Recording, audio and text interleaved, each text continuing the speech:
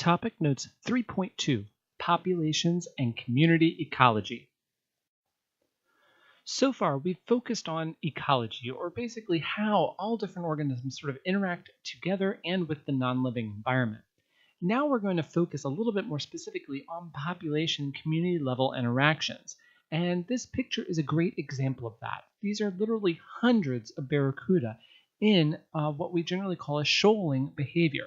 This is actually off the coast of the Galapagos Islands. I took this picture while diving at about 50 or 60 feet looking up at this school.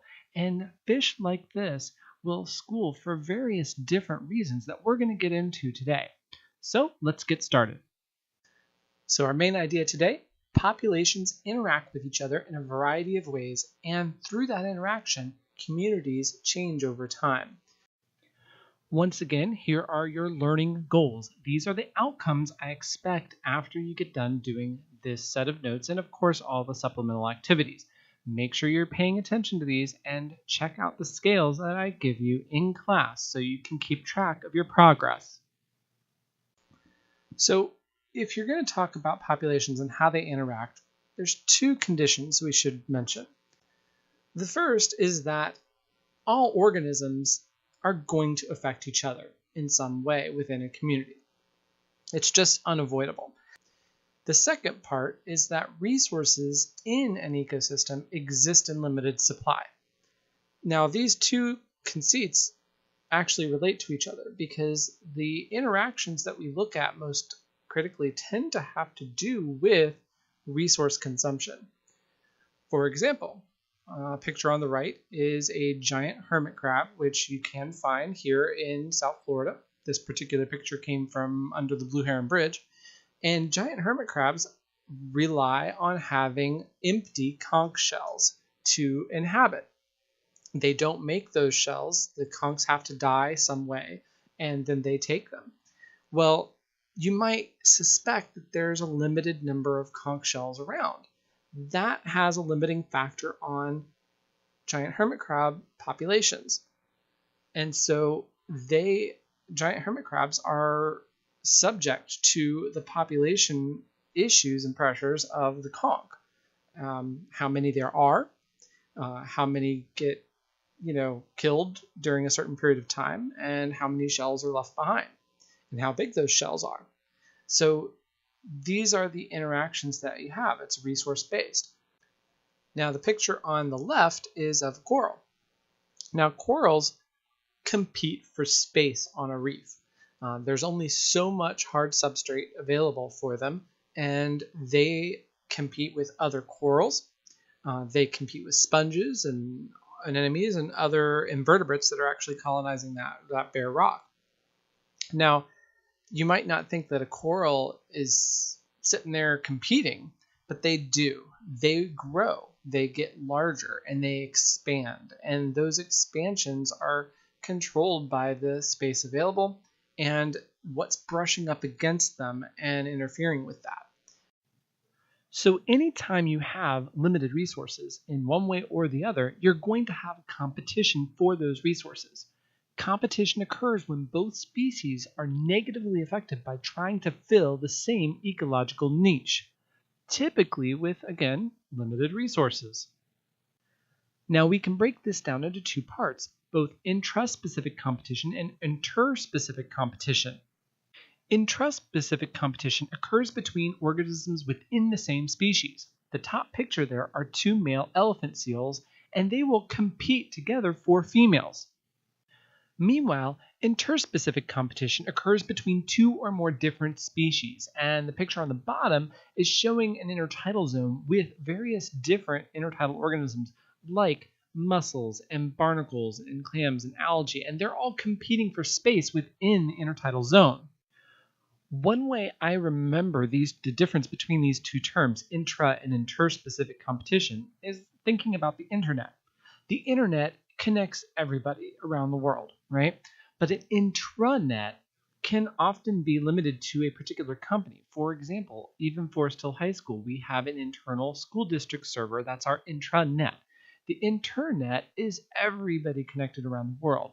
So if you apply that here, you might be able to remember the term a little better. Now, anytime you have competition, one of those competing organisms is not going to get the resource, and that obviously has implications.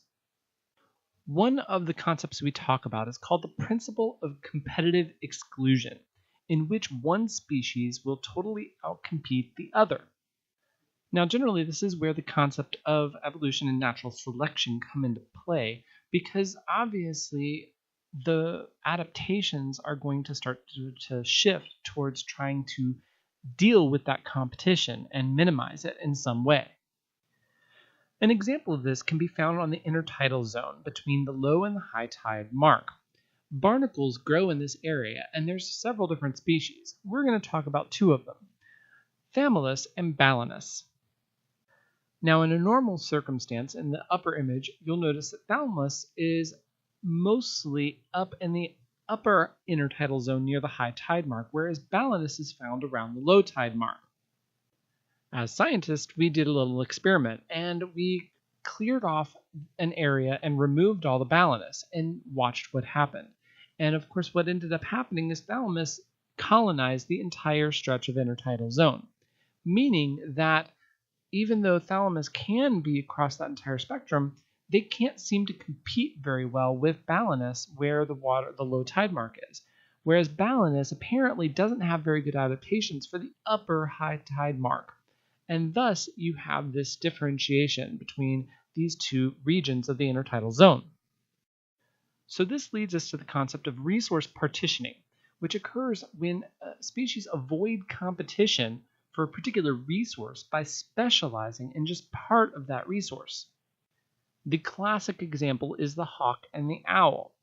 Both go after generally small rodents on the forest floor. A hawk is going to hunt during the daytime, whereas the owl will hunt at night. Other examples include wading birds. Here in this diagram, you see a variety of different types of species of bird, and they access various different benthic food resources different ways.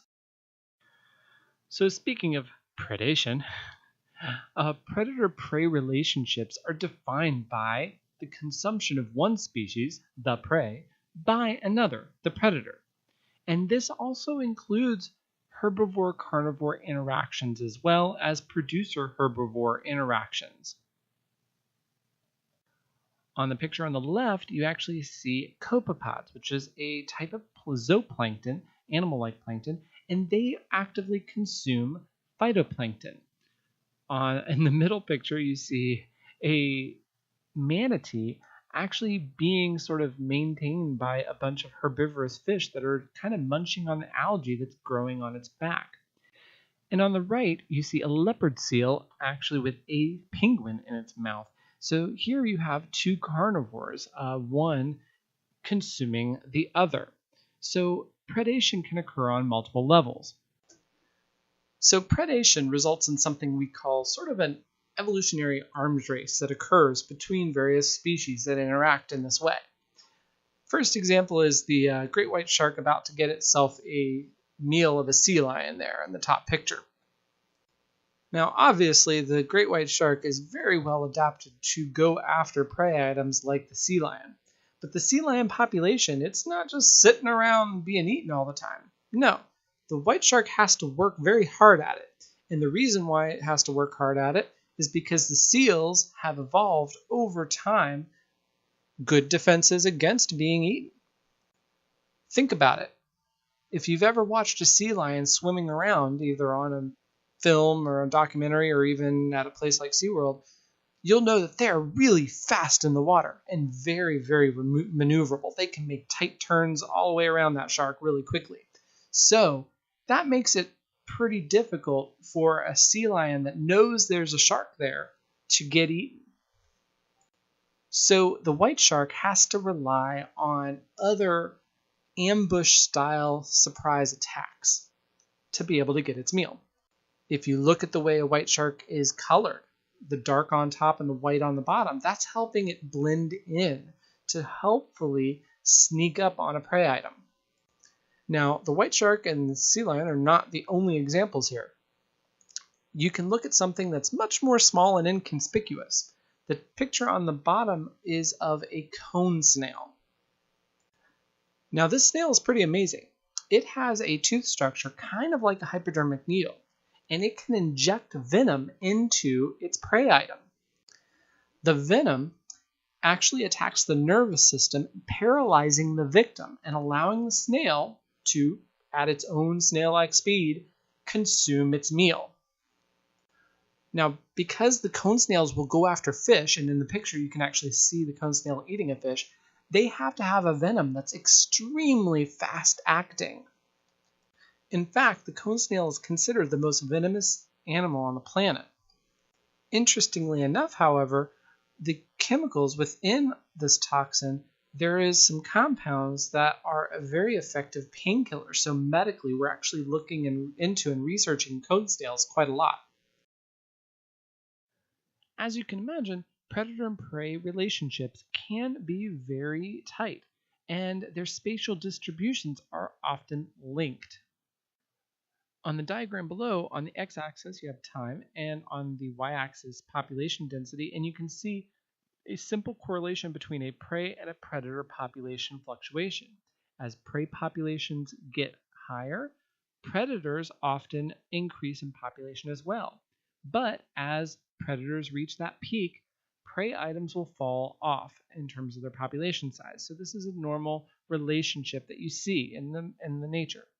This, of course, helps to balance out ecosystems and maintain a lot of diversity. So avoiding predators or not becoming food is definitely a big thing. And so we're going to look at some adaptations. The first is shoaling. Shoaling occurs when you have a large number of fish that tend to be in the same area and stay together in a kind of cohesive group. Now in the picture you can see a big bait ball, which would obviously be prey items for everybody in the particular picture.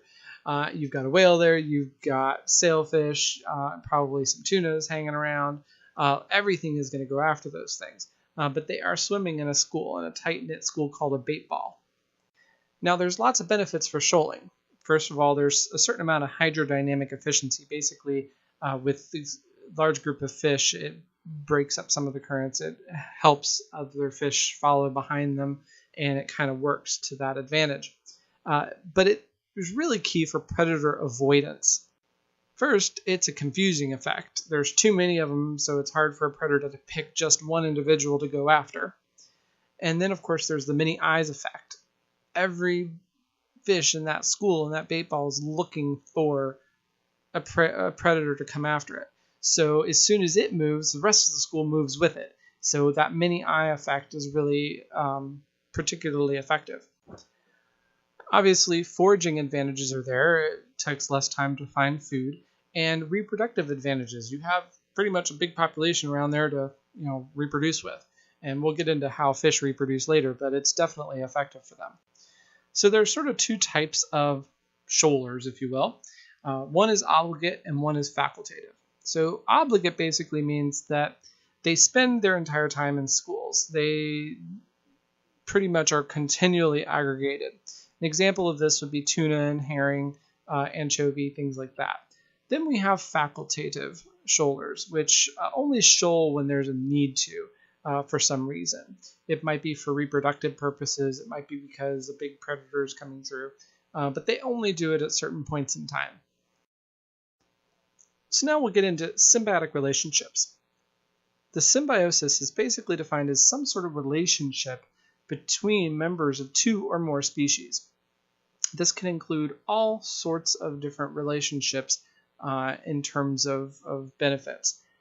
It does a lot of things. First of all, symbiotic relationships tend to decrease the risk of disease. They tend to increase food security, and they tend to remove waste from an animal.